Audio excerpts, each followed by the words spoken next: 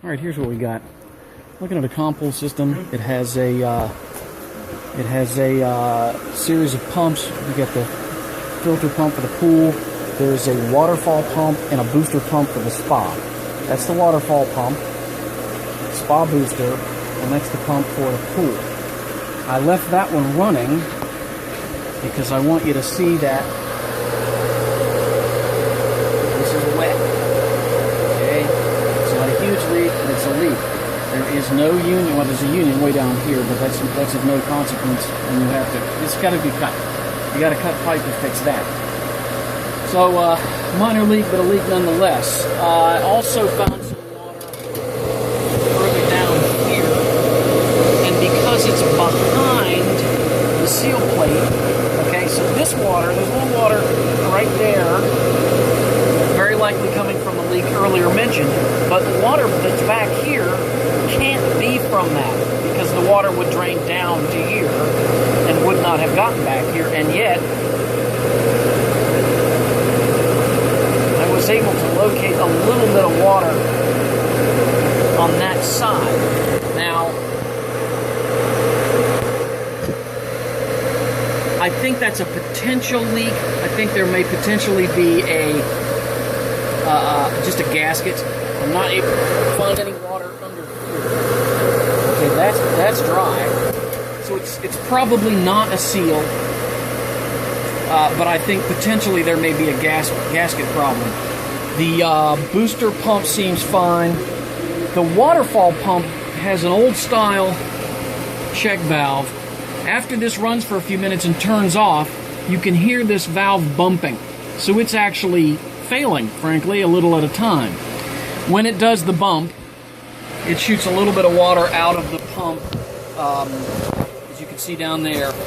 That's not a huge deal. This pump tends to do that. See, that's wet. That's from the O-ring. Maybe a new O-ring for the lid, but ultimately, the problem's with that check valve. It could stand to be replaced. I'm going to go around here and show you what we're looking at. MaxiTherm appears to be a fairly new device. Works fine. I haven't seen any problems with that. Venting is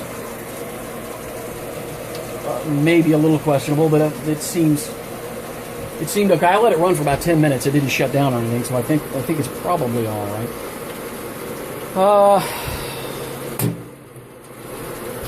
Control box.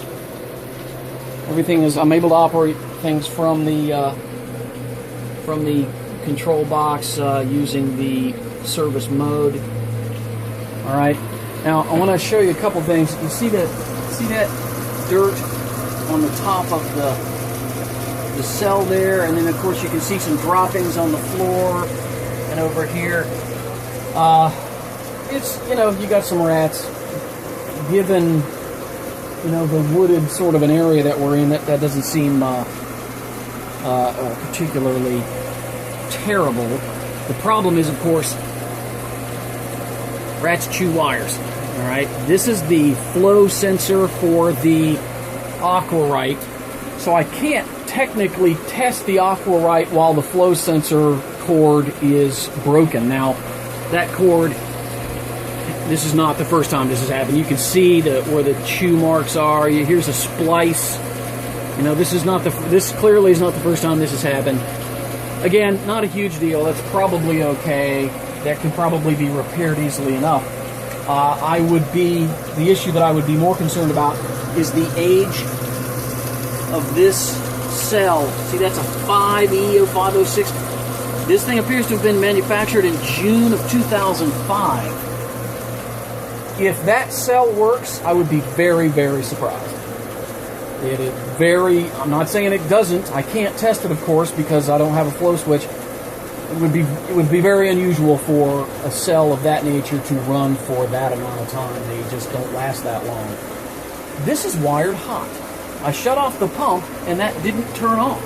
Of course, it's on now. And again, not a huge problem. I'm not really sure why it would be wired that way, but it's not that big a deal as long as that flow switch is operating properly. Frankly, at this point,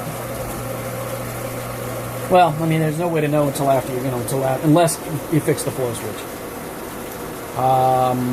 That's pretty much the outside. So we covered, other than that, the filter seems to be okay. I don't have any other major issues here.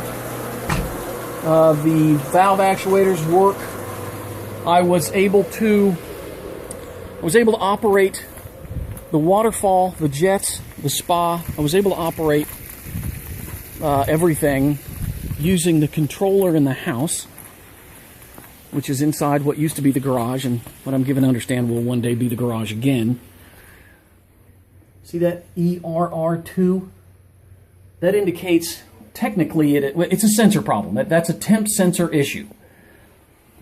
Technically, it's the temp sensor for the solar, but I've moved it from over here. You can see solar priority and heater, solar only, and so on and so forth.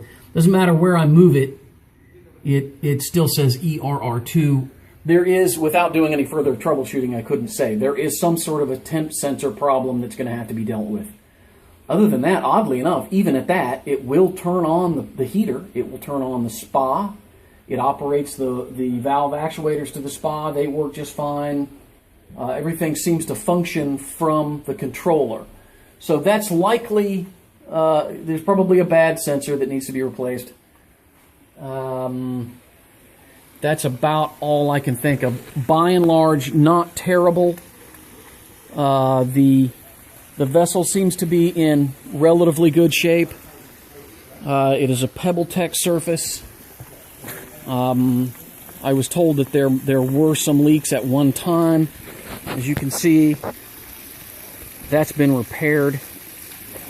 All right, there is it looks like they just couldn't quite match the PebbleTech because, of course, that is very difficult.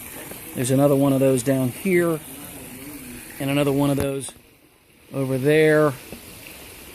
But I can't say, of course, there's no way for me to know whether or not it's fully holding water.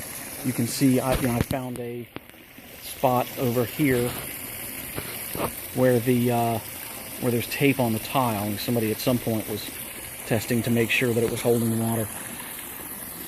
The only other thing that I found an issue with was this junction box for the lights. This is the way it was when I got here. It's not fastened down. Alright? I'm going to put one finger on it. This is all I'm going to do here. That's not fastened down. It should be. I don't know that it's... there's the wall bumps out a little bit right there, so that may have something to do with why it wasn't fastened down. Can't say. Just know, that needs to be taken care of. Here's an overview of the pool.